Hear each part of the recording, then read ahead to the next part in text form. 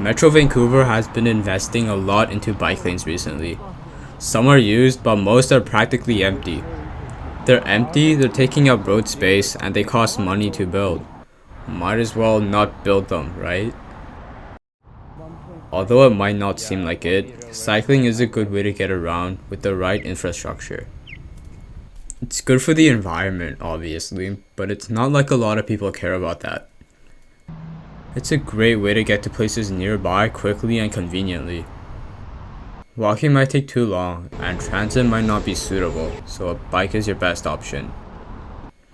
Driving shouldn't be the only option for this scenario, but like it or not, you have no other choice. People shouldn't have to operate a 2,000 kilogram machine just to get food 2 kilometers away. It's unsafe, it's inconvenient, and it's costly for both the person, the business, and the government.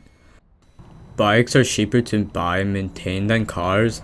Bike racks cost less than paving a parking lot, and a 4-meter strip of asphalt is a lot less expensive to build and maintain than a 20-meter wide strip of asphalt.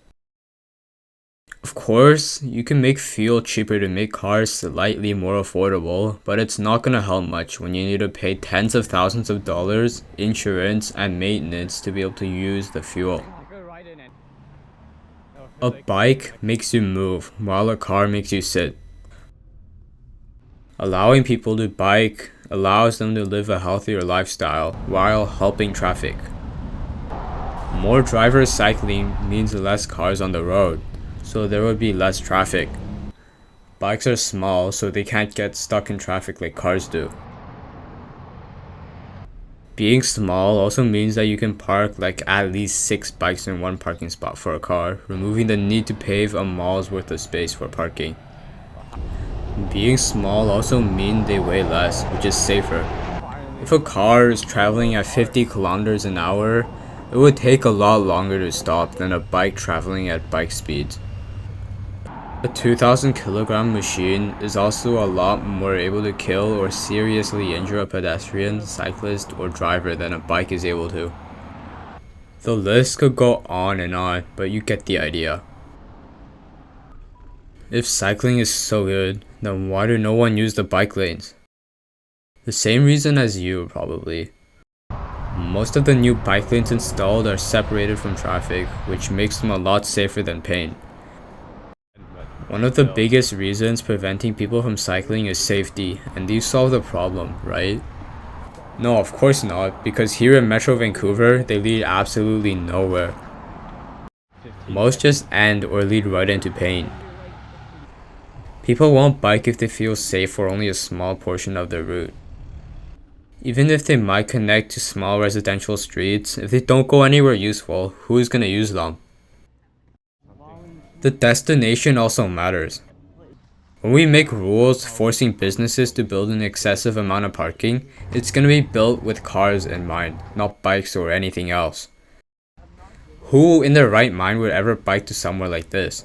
If you're able to drive, then of course you will. Some people would cycle here if the route they took was safe, but only if it's convenient, which it usually isn't. People will cycle if it was more ideal. Over 40% of Metro Vancouver want to cycle, but don't because of the lack of safe bike lanes.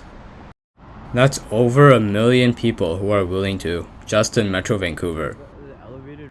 People aren't driving because they choose to, they're driving because it's the only good option.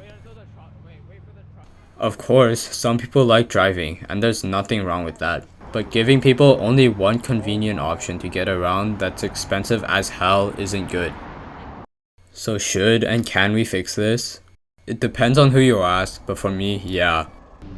Letting people cycle safely helps everyone, including drivers.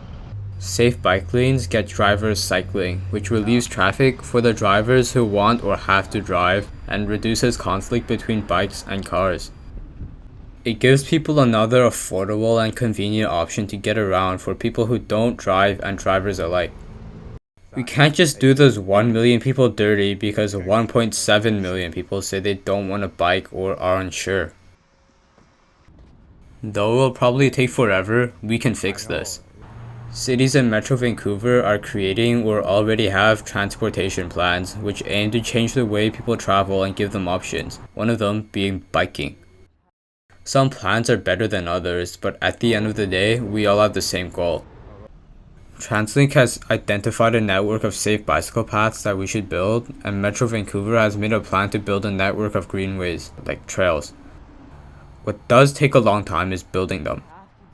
There isn't a lot of support for bike lanes, so they take forever to build. Bike lanes are associated with cyclists, and some cyclists can be a pain for drivers. Along most roads, bikes don't have their own separated space, so they have to use the space that cars use, creating conflict between cars and bikes. That's one of the reasons why cyclists are annoying for drivers, but of course, sometimes it's the cyclist's fault. Sorry. Even with the lack of support from the people, we're still getting some things built, so imagine what we could be doing if we had support. If you care, you could show some support. Give positive input for active transportation projects, check out hub cycling or whatever there is in your city, and get educated on this. And if you're still not convinced, don't think of it as forcing people to get out of their cars. It's simply giving people more options, especially if they don't have a lot of money. The tax dollars from people who don't drive get spent on road projects, so it's only fair that some tax dollars from drivers get spent on bike projects and other non-road projects.